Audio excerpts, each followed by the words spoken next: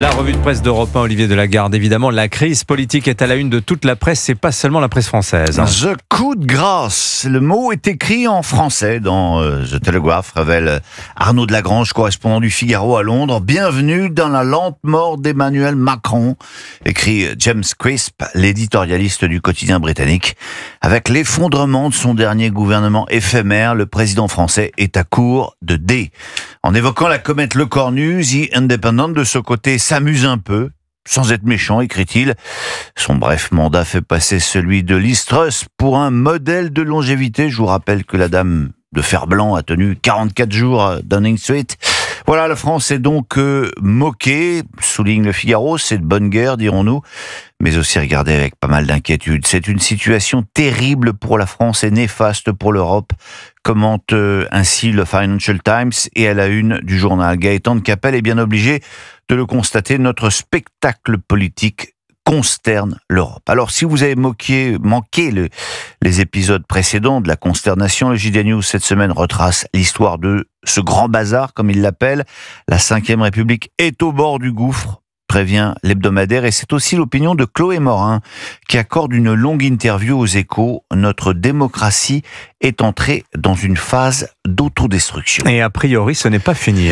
Non, l'actualité du jour, c'est la Macronie qui explose sous les coups de poignard dans le dos d'Édouard Philippe, de Gabriel Attal à Emmanuel Macron, Brutus et Judas. C'est comme cela qu'ils sont désormais surnommés. Dans le dernier carré présidentiel, on aura l'occasion d'y revenir longuement dans la revue de presse de 8h45. Mais c'est une autre trahison d'une autre ex-première ministre qui va faire causer aujourd'hui. Elisabeth Borne, prête à suspendre sa propre réforme des retraites. Elle s'est pourtant battue bec et ongle pour la faire passer, puis pour la défendre, on s'en souvient. Seule mesure emblématique du deuxième quinquennat Macron. Eh bien, elle le dit sans embâche aux Parisiens aujourd'hui en France. L'objet de notre réforme était de préserver notre modèle en proposant des mesures d'équilibre. Pour autant, je pense qu'on ne doit pas faire de cette réforme un totem. Et si c'est la condition de stabilité du pays, on doit examiner les modalités d'une suspension jusqu'à la prochaine présidentielle. Et comme si on n'avait pas bien compris la manip, Elisabeth Borne insiste, il faut décaler le socle commun vers la gauche. C'est arithmétique, il n'y a aucun doute.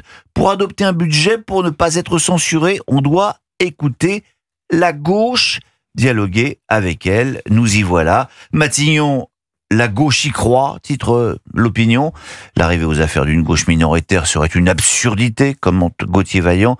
Mais dans le sauf qui peut généraliser, qui s'est emparé de la classe politique, certains semblent désormais prêts à toutes les concessions. Et dans cette actualité politique ébouriffante, on en oublierait presque ce petit coup de tonnerre à droite. Oui, Bardella qui a donc tendu la main aux Républicains.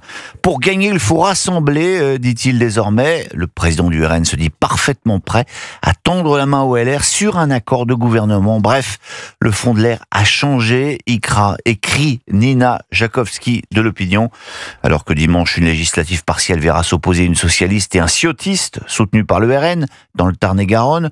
Bruno Retailleau a appelé à ce que pas une voix ne se porte sur la gauche, même s'il n'a pas cité le nom du candidat. C'est un bouger, savoure un proche d'Éric Ciotti. Retailleau se rapproche de l'union des droites. En fait, le nini sarkozyste, vous savez, ni FN ni à gauche, a vécu. La tectonique des plaques LR-RN s'accélère. Et en général, cela aboutit à un tremblement de terre. La revue de presse d'Europe 1. Merci beaucoup, Olivier Delagarde.